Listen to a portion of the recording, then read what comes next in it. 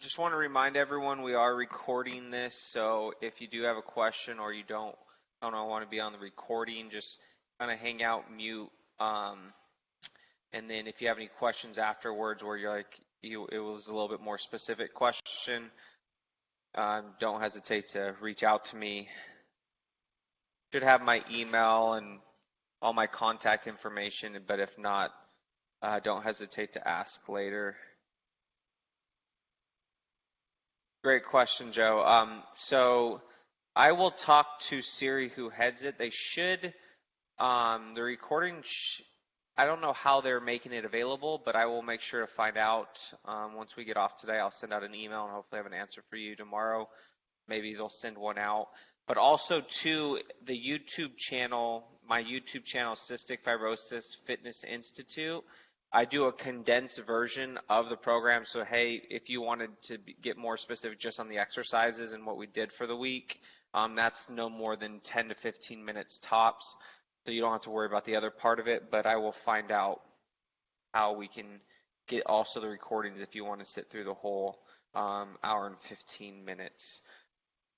Okay, we'll get started. First off, like I like to do in the beginning, just to remind everyone this is recorded, so people just hopped on. If you don't want to be, part of the recording, just kind of hang out. Please make sure everyone's mics are muted. Also, unfortunately, in front of my facility, there is construction, and PG&E's decided to stay longer tonight and work on the gas pipes. So if there's too much noise, please let me know. I apologize.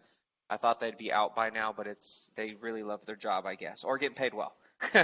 But on the other hand, any questions from last week for the people there, any feedback?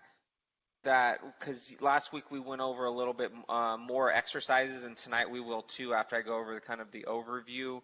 But other than that, like I said, if you wanted just a shorter condensed version of these classes, go to the YouTube channel and subscribe, because each week I'm actually uploading more videos. So beyond this class, there's more videos that you can look at, and it will just pop up. I just actually launched one 2 days ago that's working on, we're talking about that rib cage expansion and stuff that we talked about in class. There's an exercise called the all fours belly lift that we went over in class, but I go a little bit more intense on that one. Okay, so if anyone doesn't have any questions right now, what I'm going to do is I'm going to share my screen. I just want to go over quickly what we went over last week, and then also what we're going to kind of integrate today. So hold on one second.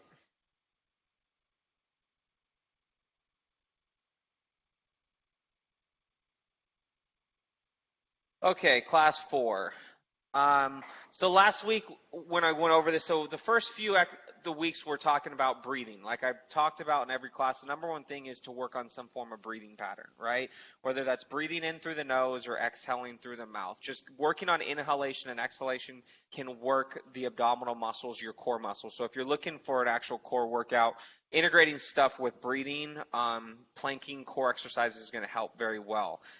But then as we got further into it, as we're starting to integrate and put these exercises into workouts now, just last week we talked about some references and stuff like that, so you have an idea of what's going on.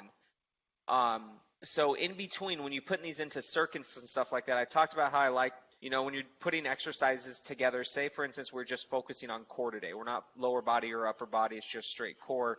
Doing a couple exercises, 2 to 3, and then having recovery in between. And one of the big questions is like, well, how much recovery should I have? Well, statistically, they're saying anywhere from 30 seconds to a minute and a half. But there's various things that you have to consider when you're doing this. If it's a very high intensity workout, you can't catch your breath, you may be coughing a little bit more. You want to spend a little bit more time on the recovery, which is the whole goal is. The goal is to increase your heart rate, bring it back down, and kind of repeat.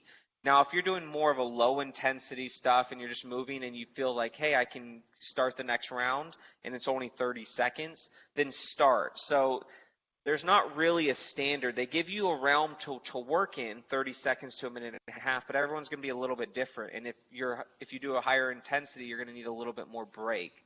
So just take that into consideration. Some of the things you're looking for is Are you coughing? Can you talk while you're working out? If you can, then you haven't possibly risen it to a level where you can't. Because if you're gasping for air and you need a second, that tells you, hey, I'm kind of at my limit right here to take some time. If there's any pain or discomfort, so as you start to get fatigued throughout the rounds, say if you do 3 to 4 rounds, some things you may do 5 to 6 rounds of. If you're starting to feel, pain in the joints, the knees, the hips, your lower back, then your body's probably like saying, hey, give me a little bit more break because I'm compensating, I'm using other joints and I'm telling you this. Or maybe your body's just done. It's just like, hey, I've reached my limit for the day. And we all have limits, okay? And then also muscle cramping, you're slowing down, say it's, and then other things outside of it is if you don't sleep well, your nutrition's off, your hydration's off. So take those variables into consideration when you're doing these things, and each day is going to be different. If you slept well, you ate good, you could have a very great workout, and then maybe the next day something happened, you're on 3 hours of sleep, and you're just like a zombie. Maybe you might not want to work out as intense. So when people ask too, it's like, how hard should I push it? I was like, there's really no definite answer I can give people. It's more of, listen to your body. If you feel great, maybe push it a little bit. If you don't, then kind of step back. But the big key and the number one thing is never not do something during, if it's a workout day for you. That's the key. The more consistent you are, the more your body, because you got to think of volume over time. So the more your body is going to be able to adapt and give you kind of where the references you're looking for. Another thing too is as I go through this, if anyone has questions on any of the slides or what we're doing, please jump in and let me know. Like I said, what to do, take more time, increase the rest periods. In each round, you don't have to have exactly the same. So you can start off where it's 30 seconds of rest the first round, but then second round, you may need a little bit more. Third round, you may need a minute. Once again, start off at a particular rest period. See if you can hit it. Don't get me wrong, you don't increase it, but it's not a bad thing if you need an extra 15 seconds to start a round, okay? Remember, we're thinking time. You're looking over the week, over the month, right? So if we're thinking about spacing out workouts, I like to program and help our, clients.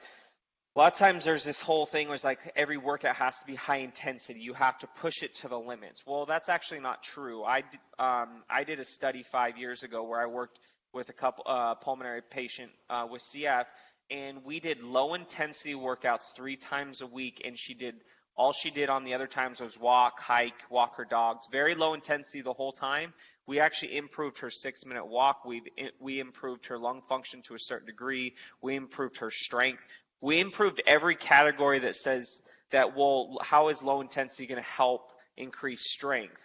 But what we did was this person did their workouts 3 times a week, and we did it for 8 to 12 weeks. So the key was the person was consistent, and so the body was able to get stronger. It's just like when you're learning something. If you're learning to ride a bike, it's hard in the beginning, but over time you get good at it, and you can come back to it 5 years later, and maybe you'll still be able to get on the bike and eventually learn. So it's motor learning is what we're looking for here. So changing up, you don't always have to go high intensity. It could be low intensity, and I like to have our clients work around, have a high intensity day, have a low intensity day, and also have a medium intensity day, because you also have to take into consideration your life outside of exercising.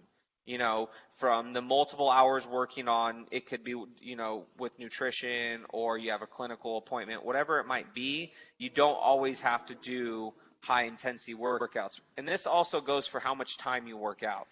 Research has shown that you can work out 20 minutes if you do a higher intensity, and they compared it to a lower intensity for an hour, and they've shown that doing 20 minutes of work actually had better effects than doing an hour long, because it's density in that 20 minutes. There was limited rest periods. They really got after it.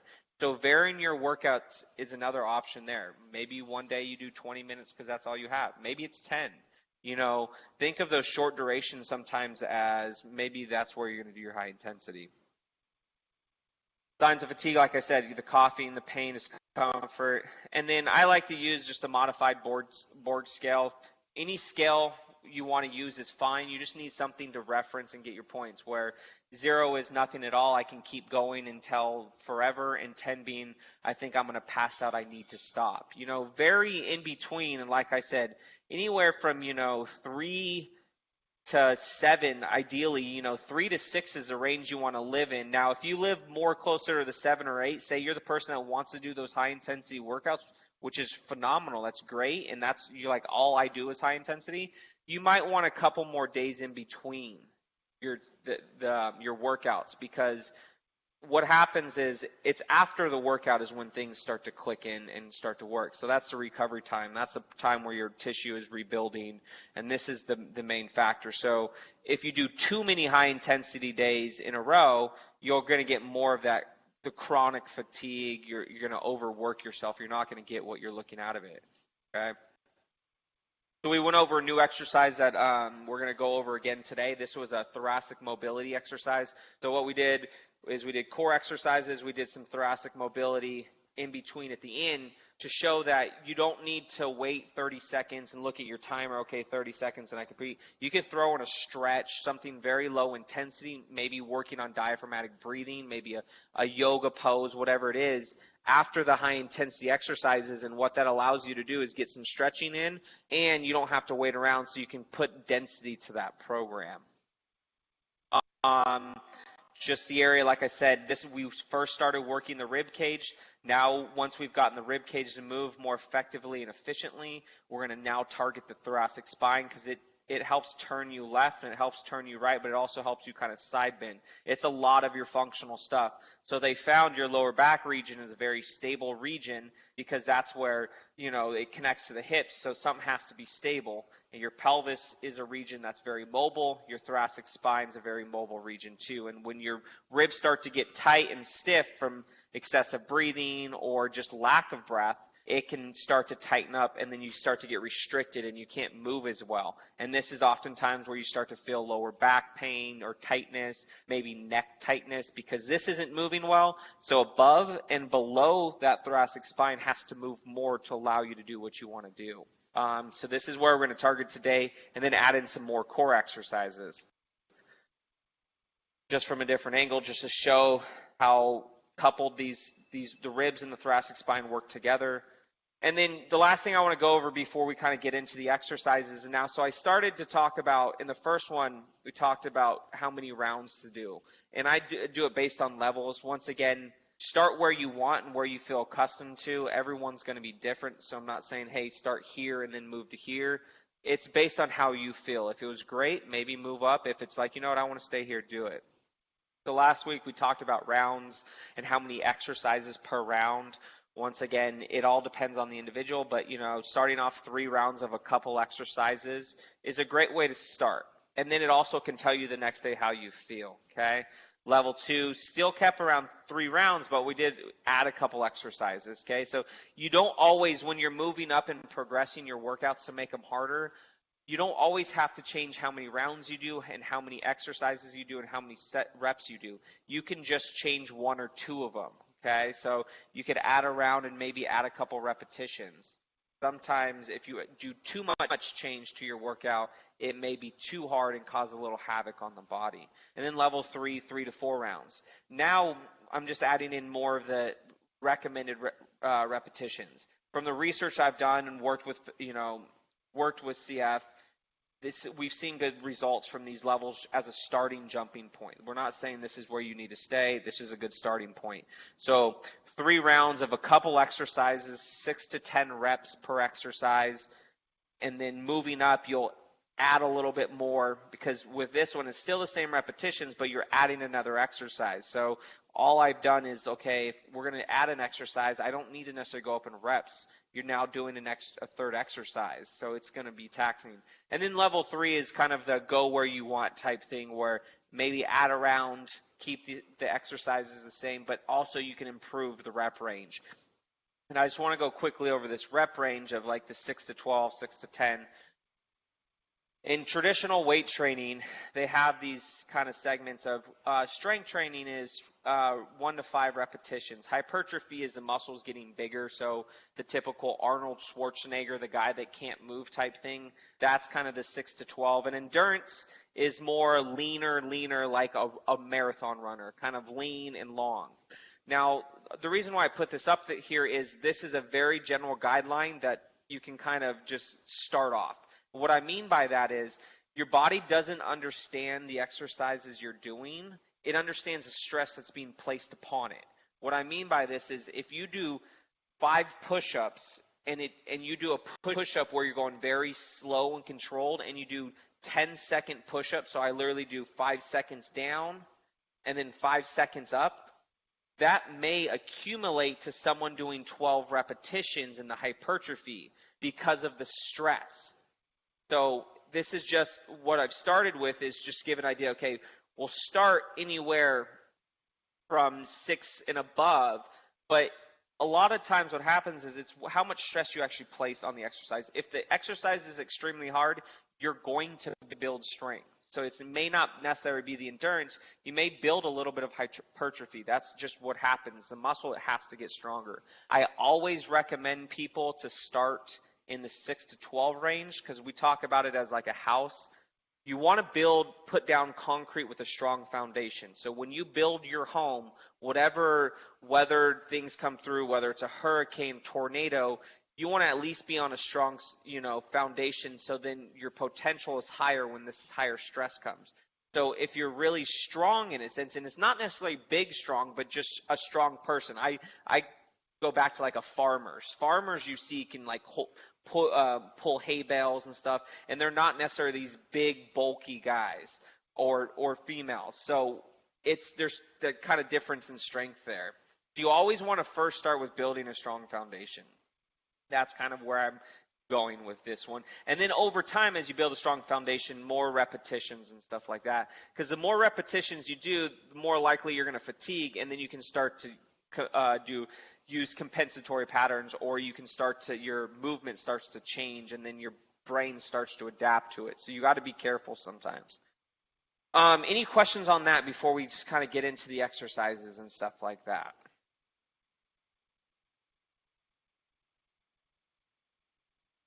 I'm going to stop sharing, so now I can see my chat for now. But anyone have any questions on that? Because that's one key. Now we've gone over a general idea of stats, repetitions on where to start.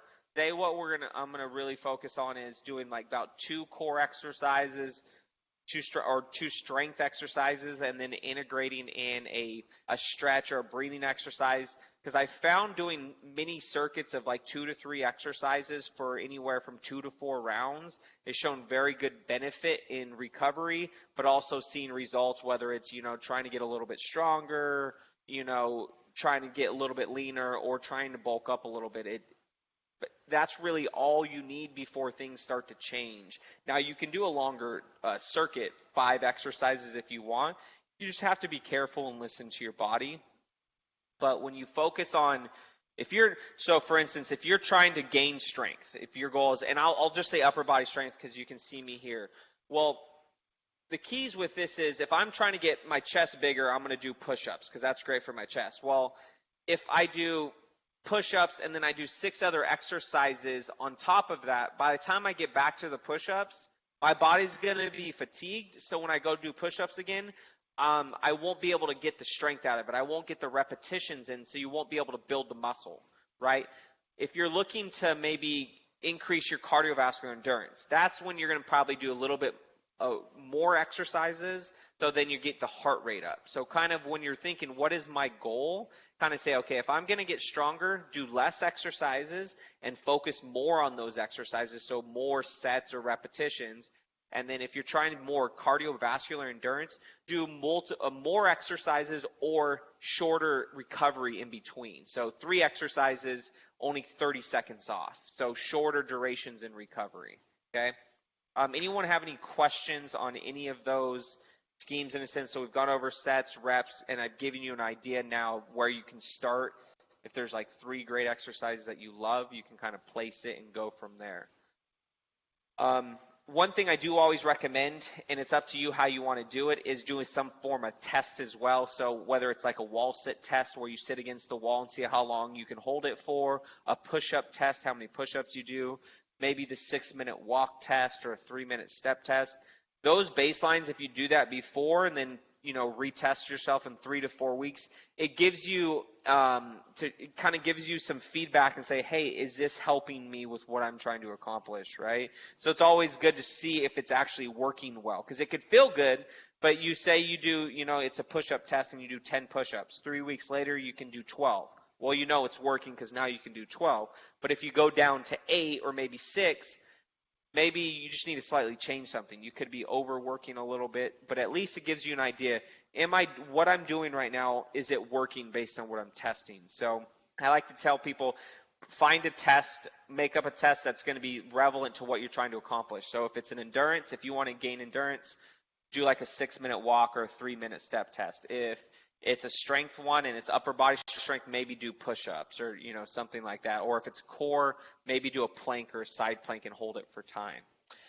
Any questions on any of that stuff before we get into the good stuff? All right. I'm going to move my camera and we'll kind of go from there. And once again, like I said, I'm going to be a few feet away from the laptop, so I won't be able to hear your guys's, I'm not going to be able to read your messages until after. So if you want to just hop on and let me know, we can go from there. Let me know if you guys can see me. Okay. All right, so I'm going to move this back. So like I said, the first thing that I always recommend, so we're going to go through a kind of like a mini workout, and since we're going to start to add some exercises to this. So I always tell people, whenever you're working out, even if it's for a short duration, do some form of a warm-up. Say you have 15 minutes, what we'll do, I'll show you right now, is working on breathing in through the nose and exhaling through the mouth. Because like I talked about in class 1 and class 2, your breathing works with your core muscles. And if you get these warmed up, then when you go to do leg exercises, it doesn't matter what you do. You want to warm this region up first, because this region connects hips to here. So me moving, walking, lunging, whatever it does, if this isn't warmed up, your control is going to be off and you may start to compensate a little bit. So an exercise I like, just very simply, once again, everyone's going to be different. If you're like, hey, I got like 20 seconds, just laying on the ground, putting your feet up and your palms up, breathing in as much air as you physically can, then just exhaling. You're going to feel relaxed a little bit, but if you do a couple breaths, you're going to start to feel your pelvic floor, your lower back, your abdominal region, okay? So this is also a great recovery after your workouts. If you like to do the high intensity, or you've done it high intensity for the day, one big thing that I see is when we're done with our last exercise, all right, it's time to move on. I'm going to hop in the shower. I'm going to go do this. So you don't necessarily allow your body to down-regulate as effectively.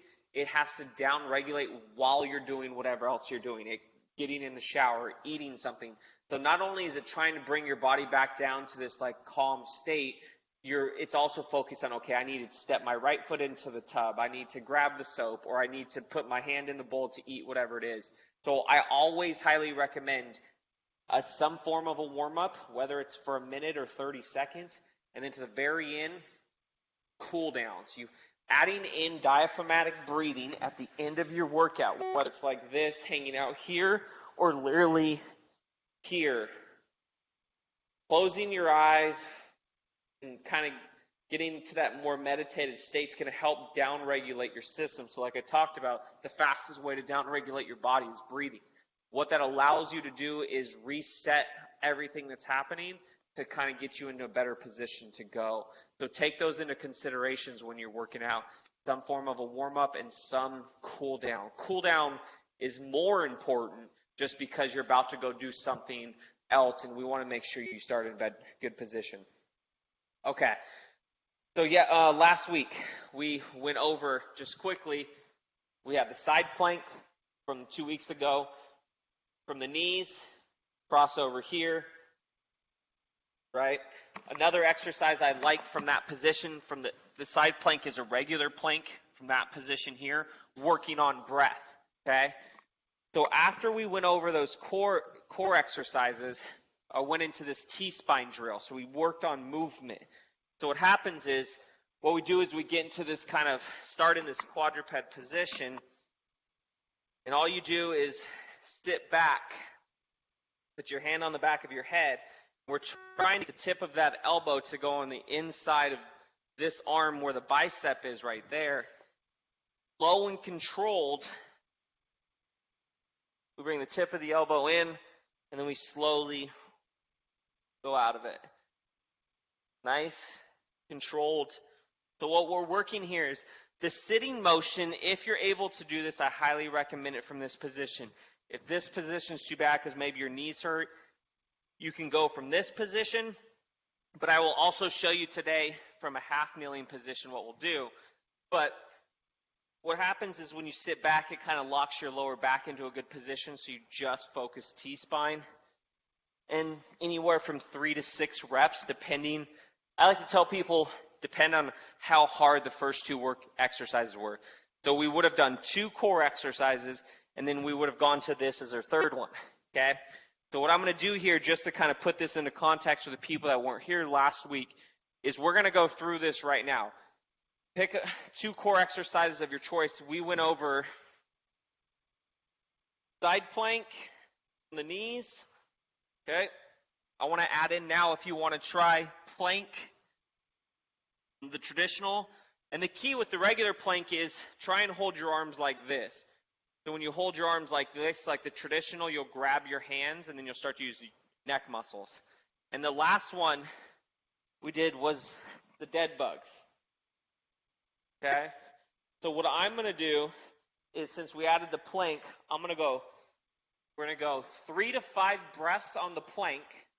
So last week we talked about when you breathe during the plank, you're going to get more core activity and you're going to get less of the neck. We're going to do 3 to 5 breaths. I'm going to do a plank, and I'm going to roll over. I'm going to do a set of dead bugs, 3 to 5 each side, and then I'm going to do that T-spine drill. So what we're going to do is 2 core exercises, then add the drill in, and then we're going to go back to it, okay? So if you want to follow along or hang out, your choice, what I'm going to do is I'm going to go two rounds through this. So plank, 3 to 5 breaths. Dead bugs, 3 to 5 dead bugs each side. T-spine, 3 to 5 on each side. We're going to take that through one more time. So once you're done with the T-spine drill on each side, you're going to repeat this, okay? So if you want to join, go ahead. Once you're done with it, please hop on and give me feedback, because I'll be watching, but at the same time, I don't know when everyone's done. Whenever you're done, even if people are still working out, throw in some feedback, because I would love to hear where we're at with this. Also, you may not feel it in the places that we're talking about, so I want to also cue you there, okay? All right, so what I'm going to start with is that plank. So remember, I like to do planks when your elbows under the shoulder and your arms parallel like this. Like I said, when you do this, you'll start to tighten the muscles from the side position, okay? All right, ready? All right, let's rock and roll. Lift up if you are, and then try and breathe in as much air as you physically can. And then exhale as if you're blowing through that straw and 42 candles are in front of you. And then again, get all the air out. Do that for 3 to 5 breaths. If the breathing is too hard, hold 10 to 15 seconds. If that's easy, add an extra 5 seconds to it. Once you're done with that, I'm going to flip over, press my lower back in, bring my knees up, on a 90-degree angle, arms vertical, opposite sides. We're going to extend out, try and get the thumb to touch the turf. Ideally, keep your arm locked out. Don't let the elbow bend. Okay? Once again, anywhere from 3 to 5 each side. Make sure you keep your lower back pressed into the ground. Do one more each side. Flip over. Okay, so now my core, I've hit my core. Now I want to rest. Well, I could technically do traditional 20, 30 seconds, but why don't I just add in a stretch, then I can create density to my program. The T-spine drill. Hand at the back of the head. touch, slow and controlled. Rotate. If you have an elevated heart rate or you're coughing a lot, take a second. And if you need a little bit more time, add in a couple extra repetitions. Once again, I like 3 to 6.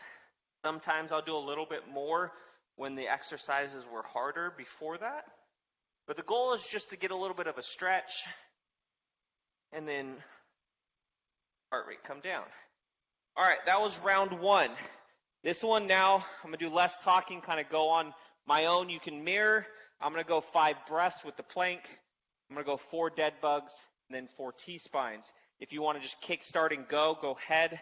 At the end of the work, after you finish the T-spine ones, love some feedback so I know we're kind of on the same page. All right, let's rock and roll. Our last round here. Lift up and breathe.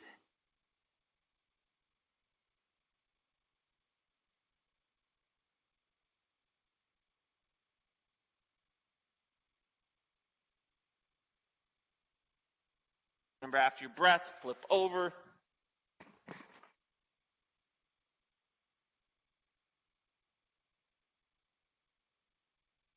Now, if I were going to do this in a circuit, by the 3rd round, abdominals are going to be on fire. So it doesn't necessarily play into context how much you're actually working your abdominals. But the 2 exercises we just did are 2 of the top abdominal exercises when we're talking about everything in general. Just heads up. So if you're looking for great core exercises, we're going to go over another one today too. That's phenomenal for the abdominals and all the core, because the core is not just those typical muscles you see when people take their shirts off. It's all the muscles from the rib cage to the pelvis.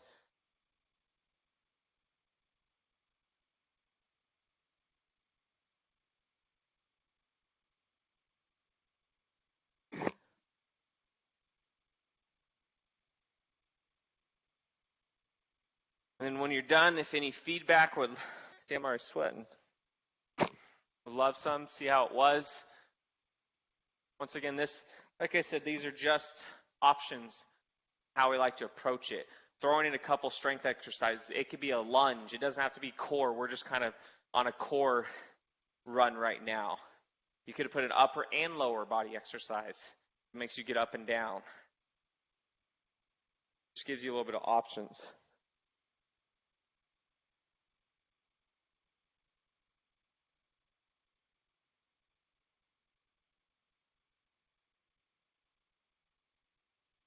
For our participants that kind of went through it, what are you guys thinking? How are you feeling?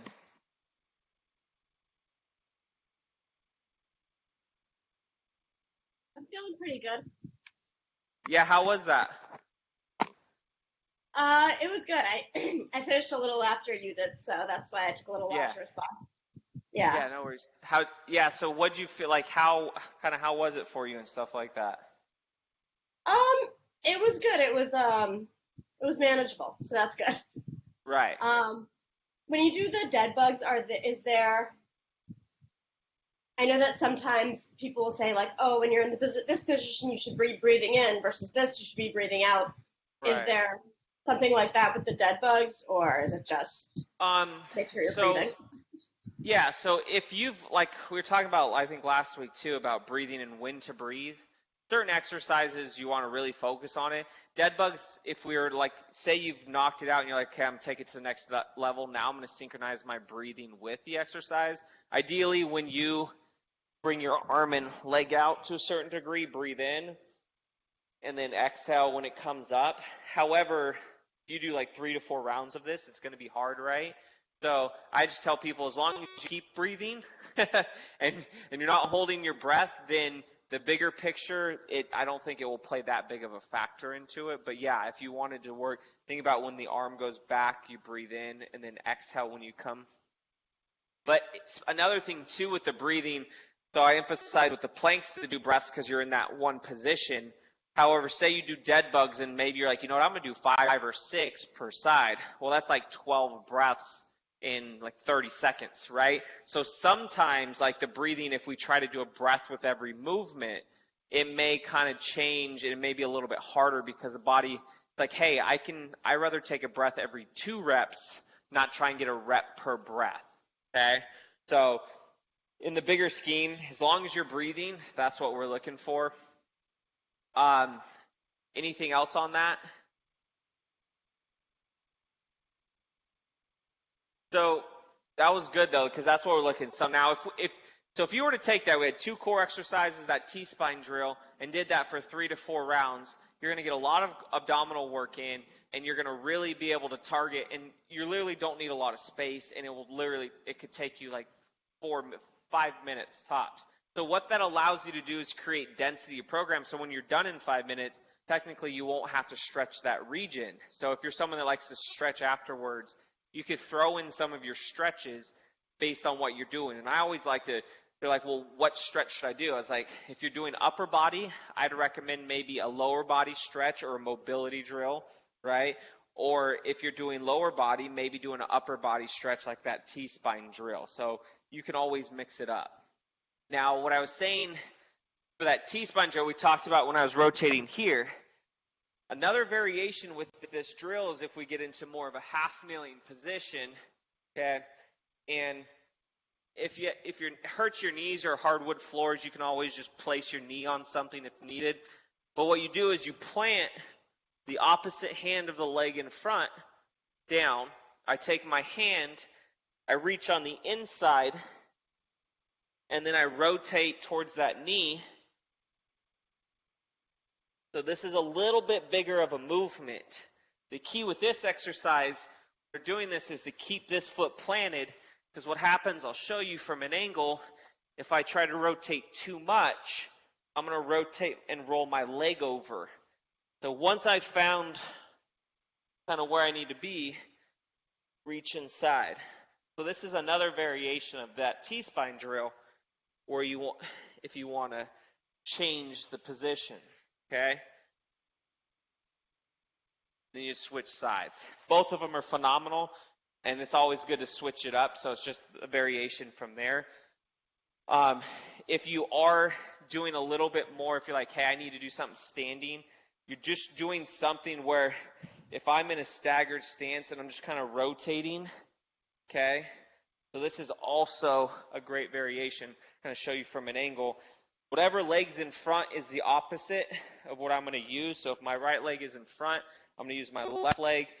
And you're just kind of reaching and kind of rotating. Okay, I'm here. And you're not going to go as far, so I'm not going to rotate all the way around. But it's just a very simple, if I have my arms here, I'm pulling back one and rotating the other one. So I'm here. And then when I switch, okay, so it's very simple. I'm getting rotation of remember, I just want thoracic spine. I don't want the whole body. So understand that's why it's very limited. I'm working one region versus the whole thing, okay? Going from there, any questions on that? Throw in another exercise today. It's called a bird dogs. I'm sure everyone's done some form of these. We're just going to do you're going to add a couple variances to it. But any questions on that stuff, where we're kind of going with this? On the bigger T-spine rotations, should your hips be in place the whole time, or can they like move a little bit? They can definitely move a little bit. You kind of want them to move a little bit, right? The key is more like where the feet, say if you're doing standing, to keep the feet from rolling over, right? So I don't want to roll over. So if your hips are definitely going to move a little bit, and we want them to move. And with this one, depending, you could be tight. So that the traditional, they have that hip flexor stretch where we're here, we stretch the hips. But they're going to move a little bit as I turn, which I want. The key with these ones is not to allow your feet to roll over, because when the feet roll over, it's fine. It's move the hips, it's move the knees, and now the last thing it's going to try and do is move the foot for more rotation that we don't need. Or it's now adding different joints to get rotation that we don't need. So that's actually a really good question. Okay. So we talked about the dead bug, which is, like I said, the one where you lay on your back. Now I want to do a variation where you're in a quadruped position. So it's just literally the same thing.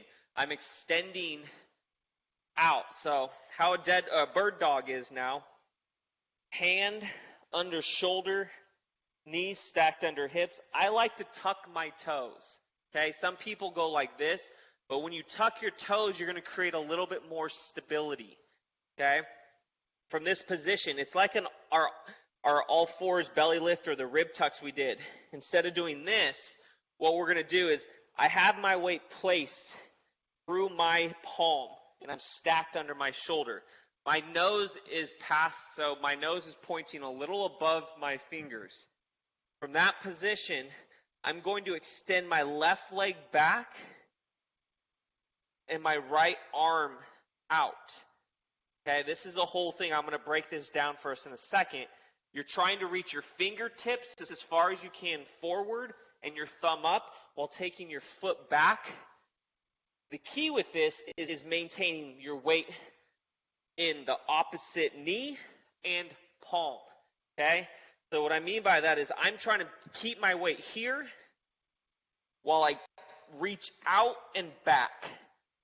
The difference would be is if my weight is not distributed right under here, you'll kind of move your body. I want to keep my body right where it's at, but move my arm and my leg. Then I plant.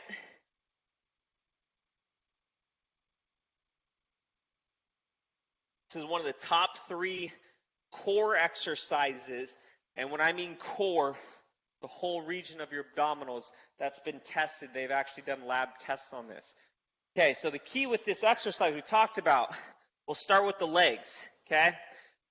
So depending on what exercise videos you've seen, depending on what the goal of the videos you've actually seen as well, depends on where the leg's going to go. So you've seen the videos where they're working their glutes, where they really reach the leg up and out. That's great when you're targeting your glutes. But this exercise, we're targeting our core. So you don't want your foot to go above your hips. When your foot goes above your hips, you have to arch your back. And you go into what we call lumbar extension. Okay? It's great for your butt because you work your butt, but you work a lot more of your lower back, and we don't want that. Okay? So we're thinking with the legs is just reaching back, barely coming off the ground, and pointing your toes as much as you can. So this is that level 1 that I'm talking about. If you're trying to learn this exercise, you bring it back in and then switch legs. Point the toes, slide it back. So you don't want the foot to go up above your hips. I'm trying to keep it pretty close to the ground. Okay? This is the first part. So this is kind of the lower half. All right? Now, I'm going to put this at an angle. For the upper half, we do the same thing. Extend out, thumb up. This one goes about shoulder width, and then you switch. The key is you're trying to reach with your fingertips. Still maintaining, as one arm comes off, the weight's going to be maintained on the other one. Okay? So that's level 2. Now, level 3 is integrating everything together. Okay? So it's hands stacked under your shoulders, knees stacked under your hips, tuck your toes, reach one arm out while the opposite side reaches back, pause for 1 to 2 seconds, come back in, switch sides. If you want to do this with me now, anywhere from 2 to 4 each side. The goal is to maintain your weight planted into the hand that's touching the ground and the knee.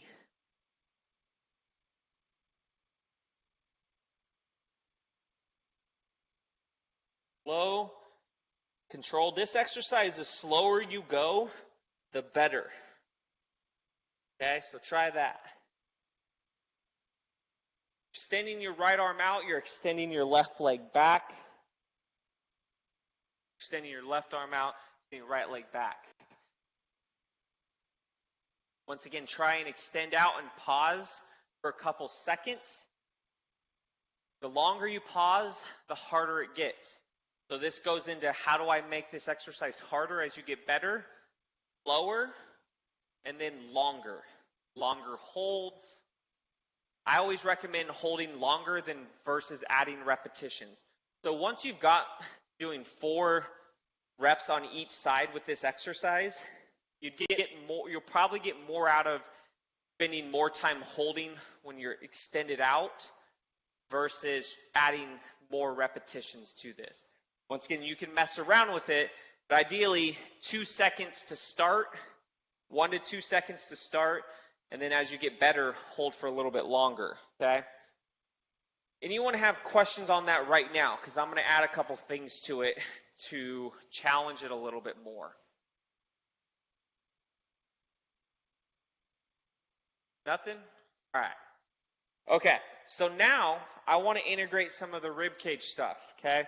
So what we discussed in the first couple classes and why we started with the rib cages. When I go to do a bird dog, for the most part, my spine looks pretty straight. So you'd say, okay, you're in this what we call neutral position. Well, I played baseball all my life. So over time, I created an adaptation that brings my rib cage up. Because for me to throw a baseball, I had to bring my arm back. And once my range was limited to its end, my rib cage came up. So I got really good at extending my chest out. So my body now will start extended, even when I'm in this position. So they always say, make sure you have a neutral spine. But I also say, make sure you have a neutral spine and see where your rib cage is at.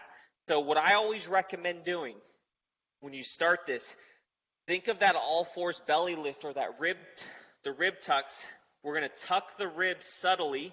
So it's going to look like now I'm rounded a little bit, but I'm in a more neutral position with my rib cage, not necessarily my shoulders. From that position, okay, I started regular, now I'm going to do a rib tuck. Now from that position, try and do a bird dog. See if you have a difference. Try and keep that rib cage tucked. It should change ever so slightly how that is. Okay, so my starting position, the first time we talked about doing this exercise was here. Now I'm going to round my rib cage just a tad.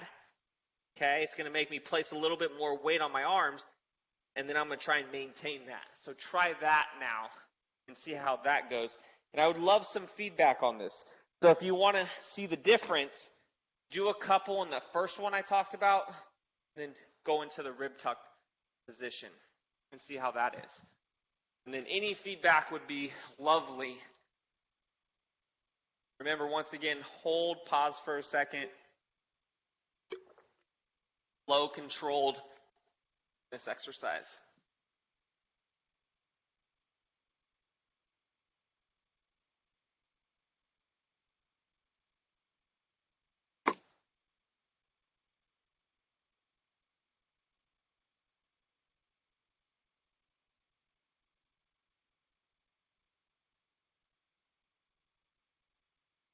How was that exercise for everyone? If you did it.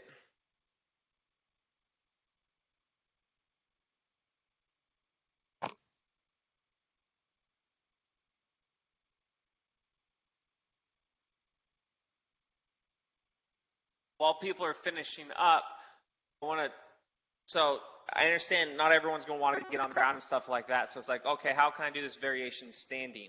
Okay, so because we want to use both sides. So a very simple thing to do this exercise, if I was going standing with it, is I'm just going to go opposite sides, lift up, then come down. Okay?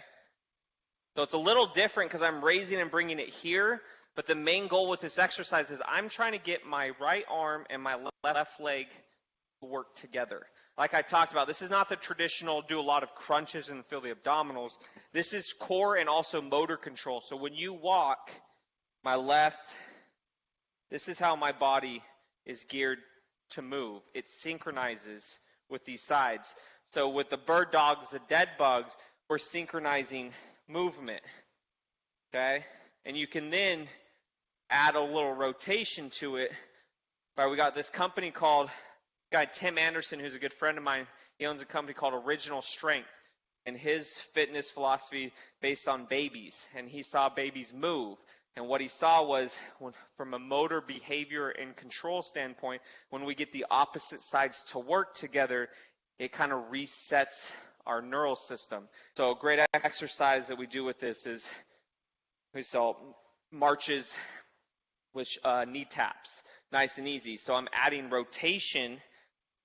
Even though it seems limited and small, I'm able to get the same exercise in a sense by using opposite sides. I also get some rotation into that. So that's an actual combination of both the bird dog concept of what we're trying to get at with the T-spine drill. And it's a great one I like to use when we're going. So for instance, say we did bird dogs. Okay, we did 4 on each side. Then you stand up, do the shoulder or the marches with the tap, 10 on each side, your heart rate's going to be up a little bit because not only did you have to stand up and down, now we're adding a little bit of movement here. Then I get back down and then I do my T-spine drill. Like this, or the other one, and then repeat, okay? So kind of going back to the bird dogs with the ribs tucked versus the first one, was there any difference for anyone? Anyone feel any different? And they could be like, hey, I feel the same, which is totally understandable. For me, it felt similar, and I didn't know if that was because I was doing it wrong or just kind of felt similar. I'm not sure. No, and that's the thing, it could. Next time you do it, round your back just a tad more and just see what that does. Because it may be, and everyone's going to be different, it may just be exactly you have it right. You could already tuck your rib cage subconsciously, so you don't need to do the extra little tuck. So what I like when you're like, well, it really seems the same if I had to actually mark it down, accentuate the tuck and see if that makes it even harder or stuff like that. Because a lot of times people have, especially nowadays in the fitness industry, when they talked about these rounded backs and stuff like that, yes, you sit a lot stressed, you're going to get rounded. But what we've seen is that's from a big growth. From if you see my body, I'm rounded. It's everything. When we're doing these rib tucks, it's more of the rib cage. So a little rounding is fine. Like we talked about, every movement is great. It's when you stay in a movement for too long is when it gets bad. So flexing your body's fine. Side, all those movements are great. But if I stay here all day, then it turns bad. So everyone take those into consideration when we're like, hey, he's talking about rounding his back. I thought we're not supposed to do that. It's like, no, we do. We just want to do it effectively and efficiently and make sure we're not doing it for 10 hours straight. Anything else?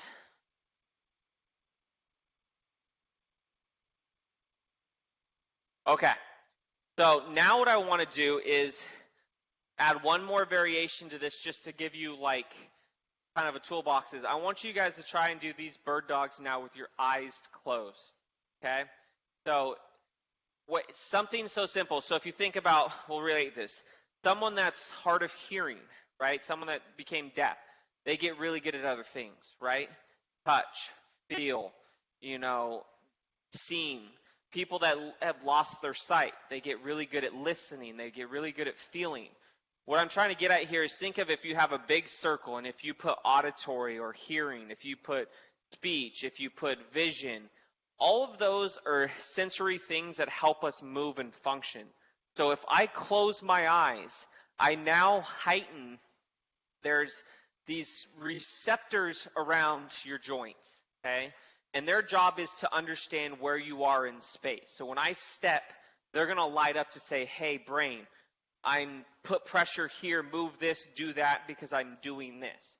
Now, at the same time, you're actually seeing what's happening. So they're not going to have to work as much because you can visually stimulate the brain to be like, hey, I see what I'm about to do, so you may not need to do as much. Now, when you close your eyes, the only thing the brain can go off of is when you land, what your body feels and everything around it. So what happens is it has to heighten the senses around these joints, okay? So if you do a bird dog with your eyes open, phenomenal, right? But you're like, now if I close my eyes, I have to feel where I'm at in space. I have to feel the ground. I need to feel more. So this actually makes it a little harder in a sense because you don't know where to go. So try that. Do a subtle rib tuck. Close your eyes. And now do 3 to 4 bird dogs and see what happens. You may start to become a little bit wobblier. It may be a little bit harder. And that's your body trying to understand, where are you? Vision has been taken out. So now it has to heighten its senses of what the ground feels like, all these different things. So this is a variation to make it even harder without having to bump up the repetitions. And like I talk about with these things, increasing the repetitions is a great thing to do. I'm not saying don't increase the repetitions, but as you increase repetitions, then you start to increase fatigue in a way that you can start to compensate.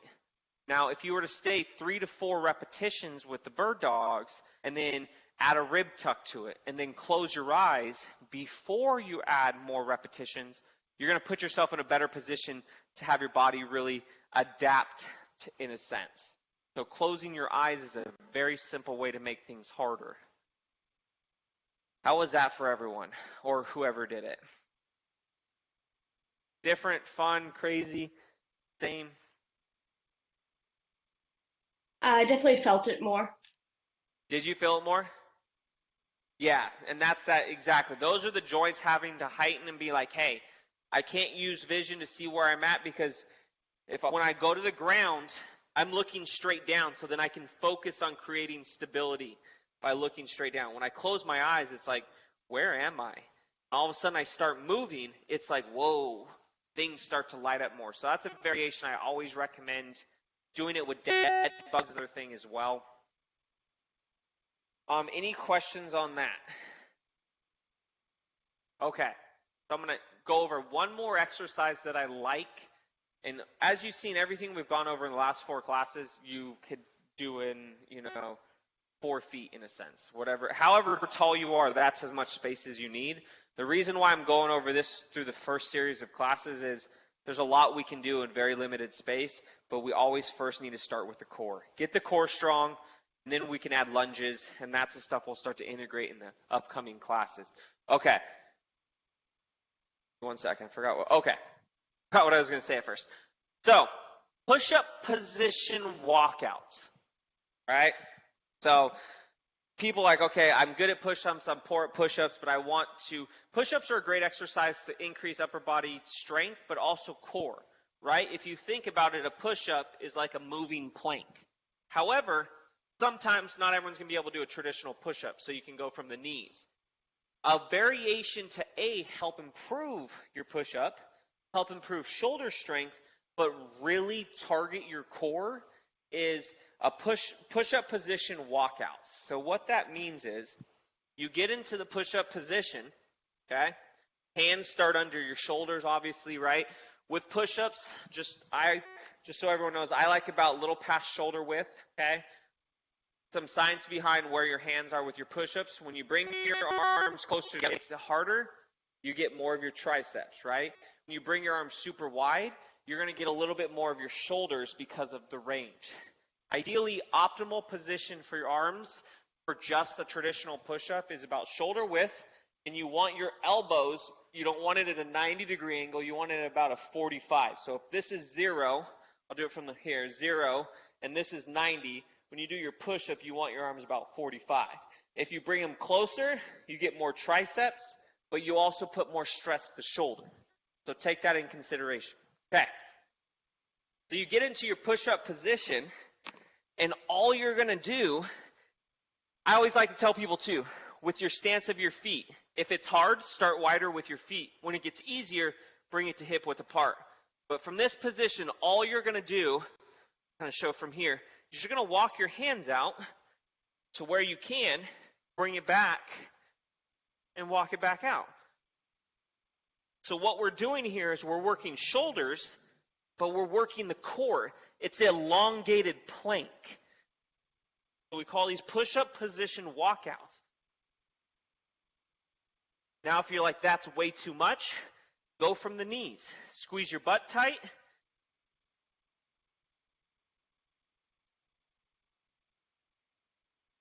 Okay? Slow and controlled. Push-up position.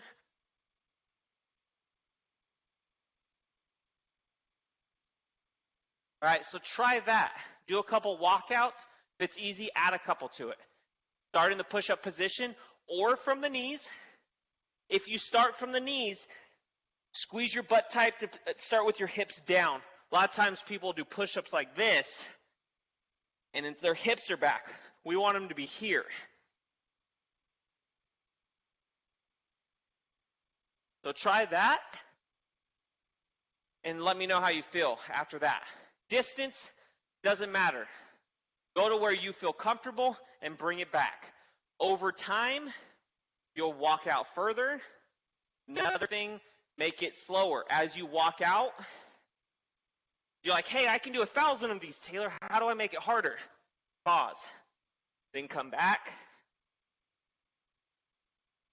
Pause. Okay? Any feedback on that?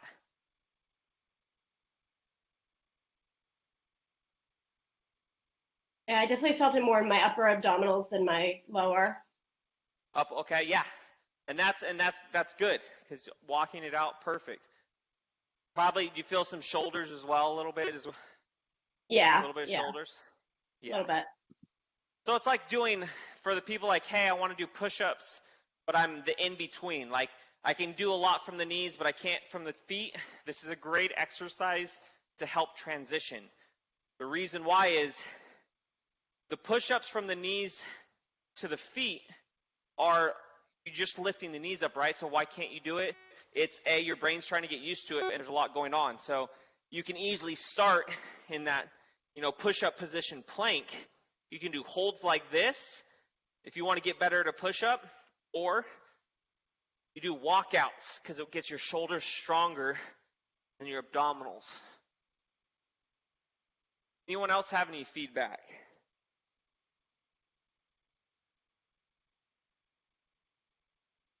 No? Okay, so we went over 2 exercises. Bird dogs, we went back to the T-spine drill, dogs and walkouts. So now let's finish up today, before we go on the question and answer, with one of the workouts. So we'll take this, so we're going to go 3 to 5, or let's do this, 2 to 4 bird dogs on each side, eyes closed or eyes open, your choice, okay? So remember, the bird dogs are these ones. You're going to then get into the push-up position, and then you're going to do walkouts or hold a push-up position. You're like, hey, Taylor, it hurts I can't go all the way out. Just hold here and add a couple breaths. Then, once you've done those 2 exercises, so 2 to 4 bird dogs, and then anywhere from 3 to 5 walkouts, okay? Then you'll do one of the T-spine drills right after. So either here for 3 to 5 on each side, or here, 3 to 5. Your choice. Okay? We're going to go 2 rounds through this. I'll talk a little bit through the first round, then I'll keep going through the second round. Go on your own. Take your time. You don't have to kind of get in line with me with this, but we'll go bird dogs, push-up position walkouts, then your T-spine drill. 2 rounds, okay? All right, let's rock and roll, and then we'll go into our question and answer after, okay? Here we go. So remember, bird dogs, tuck the rib cage, stack your hands under, close those eyes, or reach out, pause for a second or 2. Once again, if you want to make it harder, pause longer.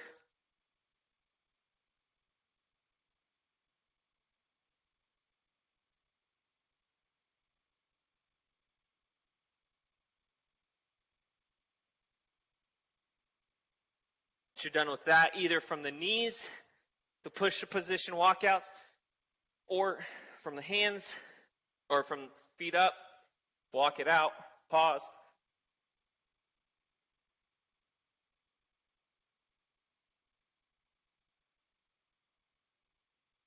Three to five.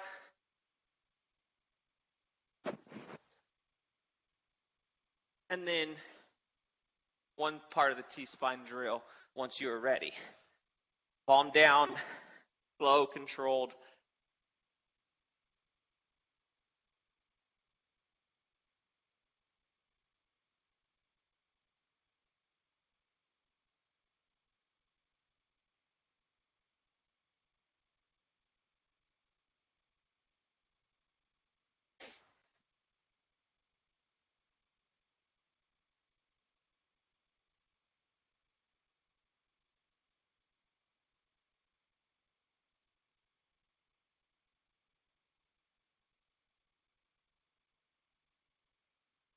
And then repeat. Once again, if in between, if you get done with the T-spine and you need a little bit more time for rest, do it. The goal when you're doing these circuits is obviously to push yourself, sweat a little bit, make it hard, but you also don't want to compensate, and if the movement's off and you're like, you know what, it's just not feeling it, take a little bit more time, because the key, you're learning exercises your body may haven't done it before in a while. So when you're doing that, and you start to change the movement, subconsciously you're going to adapt to it.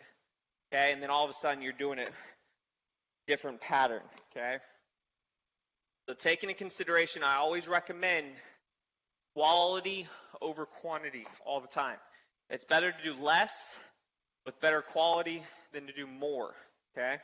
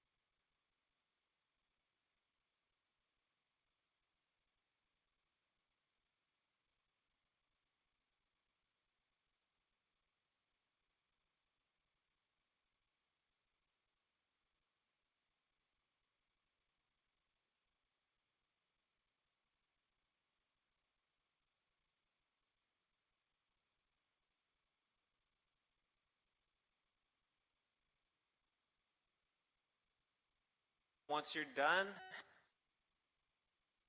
kind of let me know how that was. Any questions you have?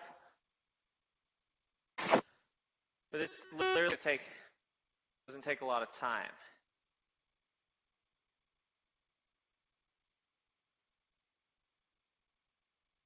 And the key too, like I said, there's 3 exercises right there where we get into a circuit and you don't have to do a lot of moving.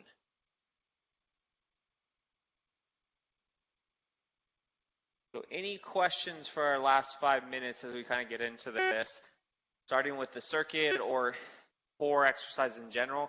And also, if anyone has any questions, just like, hey, Taylor, I heard this, what do you recommend? Or, hey, I want to build stronger XYZ, please don't hesitate to ask, because yes, we're working on core exercises right now. We're going to get into lower body, more upper body too, but if there's a question you have, it's like, I've always been wondering about this, do not hesitate to just jump in, even if it's not part of the series for the night. So any feedback from anyone? Oh, it's good. I rather than commenting throughout the video, I just stayed in the back on my mat because I've been sick, so it's been slow going. But okay. I did everything. Nice. The eyes closed. The equilibrium was a bit off Little for off. me. Yeah.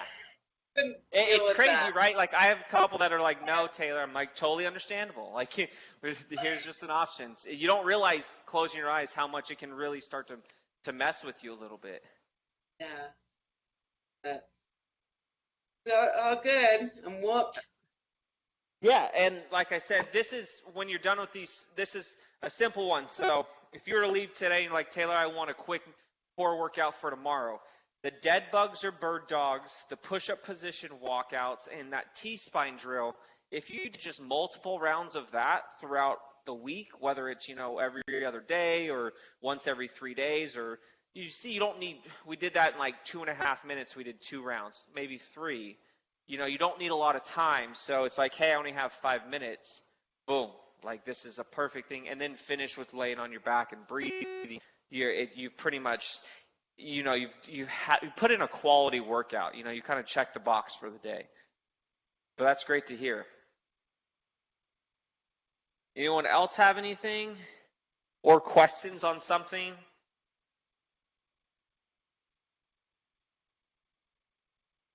We have a very quiet crowd today.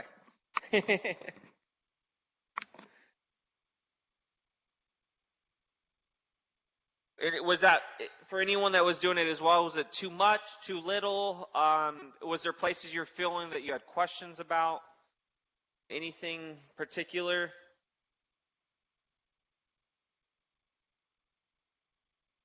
And then also too, for next week too, I always like to ask. There's things we're going to start to integrate a little bit more upper and lower next week. So as you see, so if you stick, we're doing this just to give you an idea. We're a total of 8 weeks or 18 weeks of this, broken into 6-week groups. So we're going to do another 6 weeks. This group is really focusing on getting the core work, and then if you eventually sign up for the next 6 weeks, whenever that's placed, you're going to see a little bit more upper body, lower body connections. This one's really starting in that mid-range where I believe if we start here, a lot of things can happen. A lot of times we forget, we'll just do sit-ups and we forget about the whole core as a unit versus just one muscle or 2 muscles. So I think that's why we really started with this component, and obviously the breathing as well. Is there anything else, everyone? Comments, feedback, or questions you have? Thanks for letting us know that the next 6-week round is going to be different, because that gives us a better idea of kind of what to, yeah. Yeah, and this is our first time we've ever done this. So the goal is to get to the point, and it's really hard because some people do this 6 weeks and then they can't for the next 6 weeks. Whenever we start it, it's not going to roll over. So we're not going to do 18 weeks straight. Just to let you know, ideally you want to do it pretty close, but they really set each other up. You can always go back and look at it. Like I said, I'll talk to Siri about where we can get the full recording of the hour. But this whole series is focused on breathing, rib mechanics, core region. The next 6 weeks, I'm like, I want people to come back. So you're not like, oh man, Taylor, again, we're doing the same stuff. So we'll focus maybe more legs and core, and then the other one's upper body and core. So then it's like, by the time all of it's done, whether you look back at it or you hop on the YouTube channel just to see the 10-minute videos, I mean, ideally, by the time this first 6 weeks is up, you'll have a great idea of core exercises, sets, reps, a whole programming scheme, but then integrating more. And then the next 6 weeks, you're like, all right, I got more leg exercises. The next 6 weeks, I got more upper body. Boom, after all of it, you can build your own program. The idea is to be able to build your own program. This 6 weeks is build your own program with kind of the core and breathing. So, yeah, definitely. I want people to come back, too, so I don't want you guys to get bored, so. Any other questions or anything? And okay, so as we're wrapping up, just remember, if something pops in your head, you have a question, don't hesitate to reach out to me. Our social media things, I have the, CF Fitness Institute at gmail.com is the email. CF Fitness Institute at gmail. Our social media things, Instagram is CF Fitness. Facebook is Cystic Fibrosis Fitness Institute. The YouTube channel, like I said, subscribe to it if you want more videos. You can always reach out, DM me, send me emails. Hey, Taylor, I had questions on XYZ. Even if it's 3 days from now and you're reading an article or you're reading research and you have a question, I love to talk about exercise and pulmonary, so don't hesitate to reach out. It doesn't have to be specific on this class. We can always set up a time to chat. What we do as well is exercise consultation, so a 20 to 30 minute time where we set up to talk about you personally and what you're trying to accomplish. So if you're like, hey, Taylor, I want more specific on me, shoot me an email, send me, find me on the CF pages, and we will set up a time. It's free. So it just kind of can help put you, a better position for yourself as we're going through these series. If there's nothing else, we are done for the day, and we'll be back at it next week. Like I said, in about 48 to 72 hours, I should have this condensed version up on the YouTube channel, so you can check it out. And then hopefully within the next 24 hours, I'll talk to Siri about how you can get these actually hour and 15-minute video series. So if you want to look at the whole thing, but I appreciate everyone for sticking with us and kind of get in for the late night for our East Coasters. I appreciate it and stuff like that. And we will be back at it next week. You guys have a good night. Thank you. You're welcome.